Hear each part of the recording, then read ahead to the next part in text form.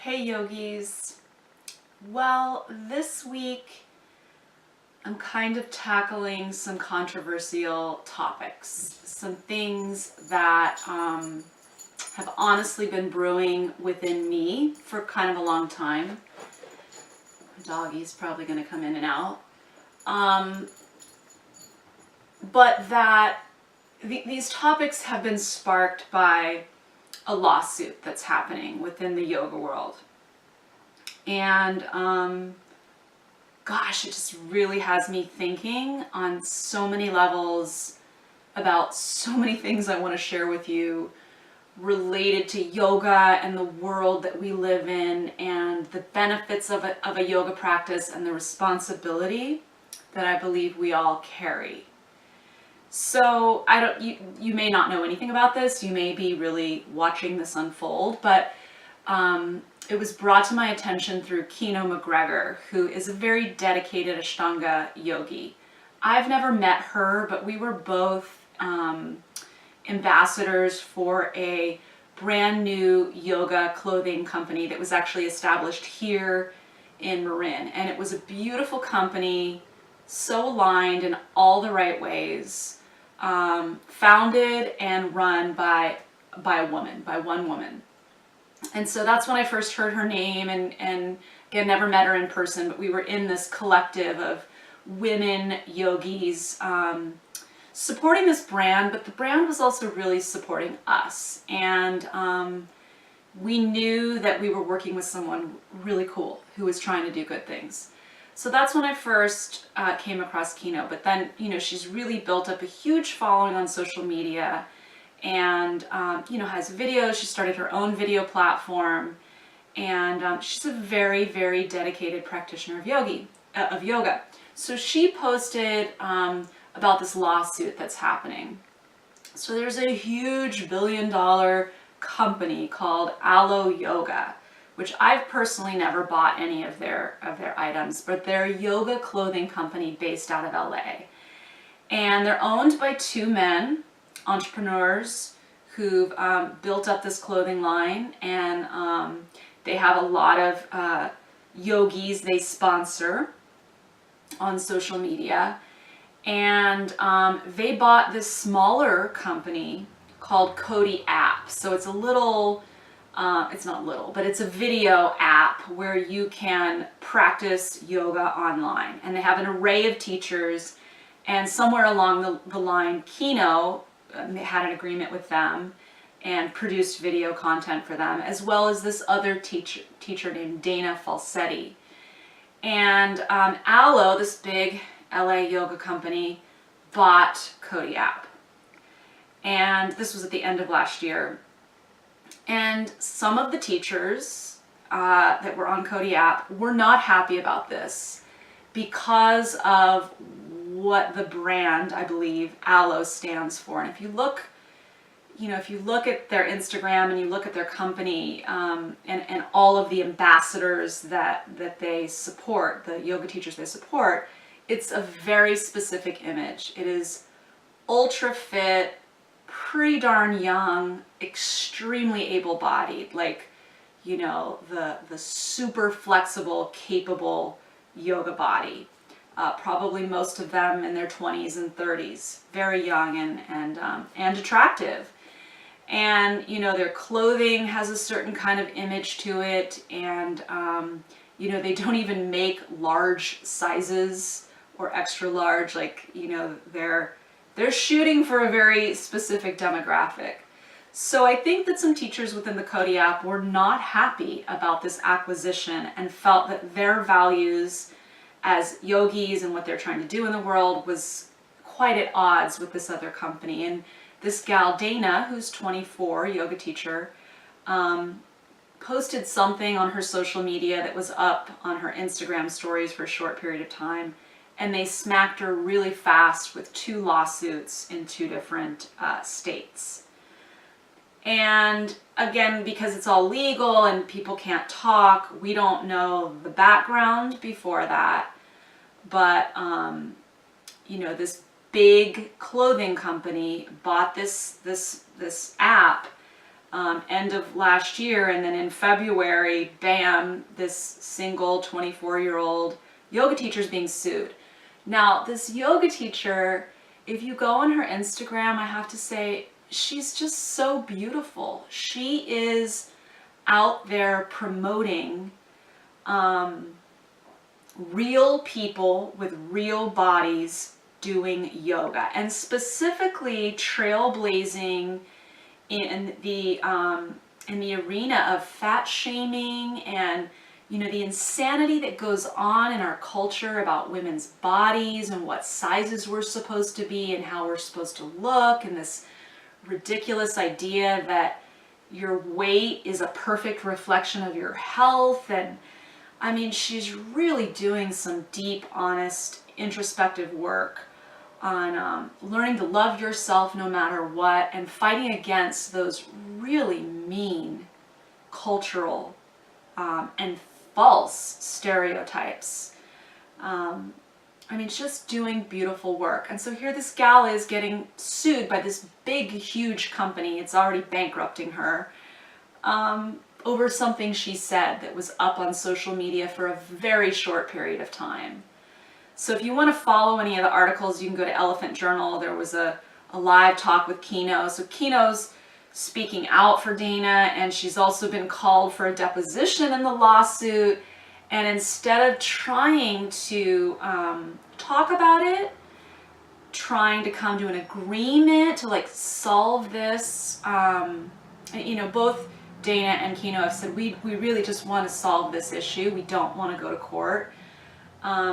You know, this big fat company doesn't want to do that. They're sort of using these pit bull type tactics, you know, to make them spend a lot of money, have to go to different states, and they filed their lawsuit like 24 hours after the comment was posted. So it's not likely that there was any cease and desist letter or any attempts at negotiation. So it's just gross. It's just honestly gross. And if you really follow the story, then you also learn that they're on their Instagram account, Aloe Yoga, and they are deleting any comments that are questioning them. They won't respond to the outcry from the yoga community because they're all supposed to be about inspiration, and nobody from that company will talk. You know, all the yogis are after them. What are you doing? What's going on? Why are you suing this gal? And they won't respond, and they delete comments, and they block people, and they hide, and they've like bought up other yoga accounts on Instagram that look like a person that's trying to be inspirational, but they're really owned by Aloe, and they're giving you these subliminal messages to buy their clothing. I mean, it's just a slimy mess. So I've been following this, and you know, this gal Dana and Kino are really distraught. They're having people just leave them horrible messages and emails, and people are pulling out of Kino's website and wanting to disassociate from her and cancel workshops she has. But I mean, just ridiculous. And it just, for me, brings up this bigger issue of, number one, we need more yogis in business. I'm going to come back to that. And number two,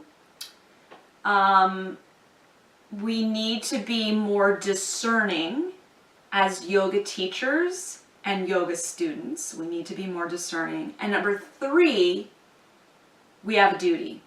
We have a duty. We have a responsibility. So I want to touch on those three topics. Again, all things that have been brewing and stewing in me for a while.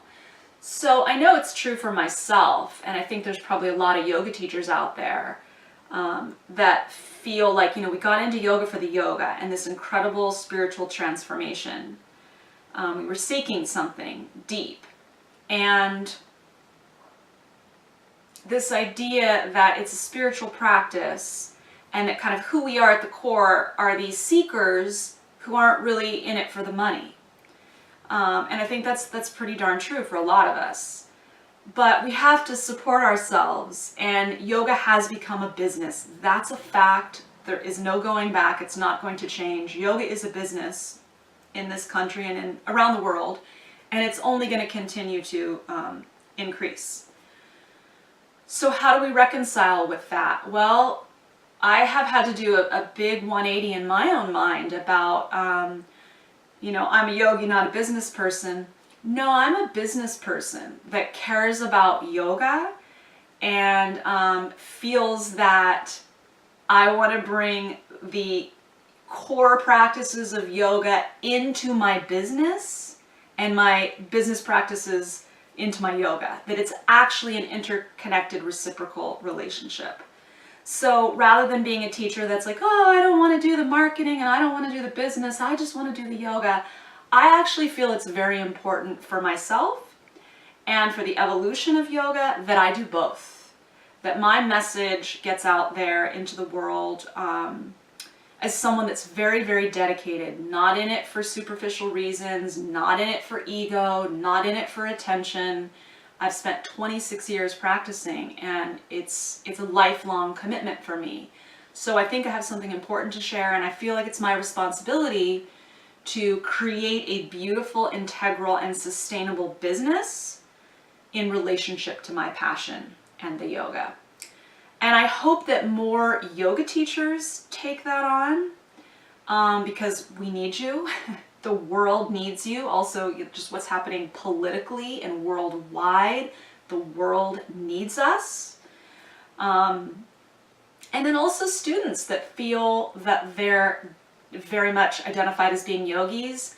We need you running businesses. We need you making yoga clothing and running different kinds of companies that may on the outside not seem like it's a yoga company, but with the ethics and integrity and transparency that comes from somebody who's dedicated to that kind of a life. So I'd like to see more yogis not separating yoga and everything else, but bring that yoga into good business practices. Again, the world needs it. And with these movements that are happening, Me Too and, other political things that are happening, I think people around the world are saying this stuff isn't okay anymore. And if you're going to be doing things that are wrong within your business, you're going to suffer the consequences. Your business is not going to survive.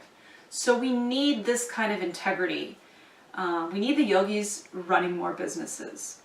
So yeah, that's one point that I really feel very strongly about. And as someone that's been practicing a long time, as you accrue the benefits of your yoga practice, you begin to see very deeply what is true and what is not. I mean, that could be a definition of yoga. The shedding of all the things that are not true and getting very clear and focused about what is. And what is true is that everybody at their core is a beautiful and valuable human being. That any company that only shows, one kind of like pedestalized view of people is not really contributing positively to the world.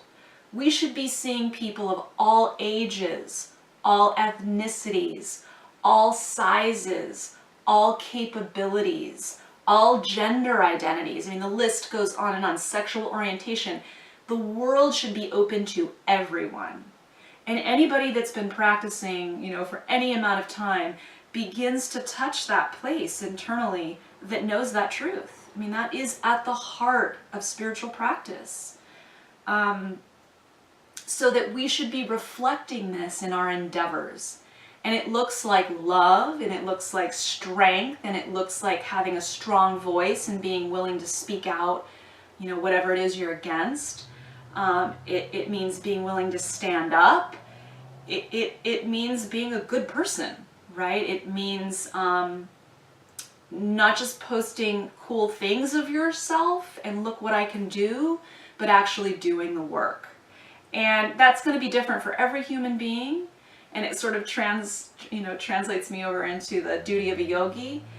It's our duty to do this. As we do accumulate all these benefits of practice, we should be making positive contributions in the world. You know, in the case of Dana, her path is clearly about fat shaming and body image. That's her torch to bear, and that's what she's out in the world trying to do and change.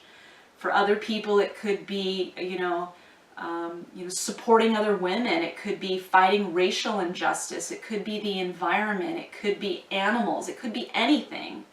But it's putting your time and energy into making a positive contribution. So whether you identify as a yoga teacher or just a practitioner that loves yoga, the longer you practice yoga and the more you strip away everything that isn't true and everything that isn't yoga, the more you have a responsibility to do good in the world. Those things are intricately connected. So I just wanted to speak on those things. I wanted to say that I stand with those two gals. We don't know everything that's going on, but from what it looks like on the outside, it does not look like that company is doing good things. They don't seem to be trying to have an open and transparent conversation. They seem to be taking a very negative and aggressive and kind of bullying approach. So that brings me to the last point, which was, to be increasingly mindful about our choices. So for me, as a yoga teacher, who I align with, who I partner with, what companies I say yes to in terms of sponsorship, what companies I say yes to in terms of filming and projects. Very happy to say that both Yoga International and Yoga Anytime, I've seen nothing but integrity and goodness coming from both of those companies, really and truly. But also like other things in life, what we choose to support, where we put our money, where we put our energy, what we buy has money is power. So where we put our money in our daily choices has an impact. So that's that last point, or that it was the second point of be discerning. Be discerning of what you sign up for, who you align with, and also what yoga teachers you support. There's a lot of ego going on in the yoga world. A lot of, saying the right things, but when it comes down to it, a lot of ego, not a lot of humility, not a lot of walking the talk, right? Really walking the talk. So it was kind of a heavy-handed video, but I feel really passionate about saying that I stand with those two gals. Look them up. Look up Kino if you don't know her, Kino McGregor, and look up Dana Falsetti. There's petitions to sign if you want to help in any way. There's also a GoFundMe for Dana because she's 24 and just trying to survive. And now she's got 2 lawsuits against a billion-dollar company in 2 different states that she has to fund. Travel, lawyers, depositions, just insane. So, I'm sharing my views on that, and I hope that your yoga practice just continues to support you and make you a better and stronger person. And, the ultimate big picture is more positivity and more love, but that doesn't mean we shouldn't be having the difficult conversations. We should be having those conversations, and sometimes what we have to say isn't rainbows and butterflies, but it's let's get to the heart of the matter and let's get to the truth. And let's stand for what we think is really the highest good. All right, yogis, wishing you the very best. It's almost April. As you get this, it will be April, but Spring Cleanse, if you want to join me, I'm doing it April 3rd. Details are in my membership, my online membership. And a 4 Pillars workshop coming up April 5th, 4 Thursdays. A lecture on the body, asana and exercise, on breathing, pranayama, the mind, meditation, and diet. Be well. Be strong. Namaste.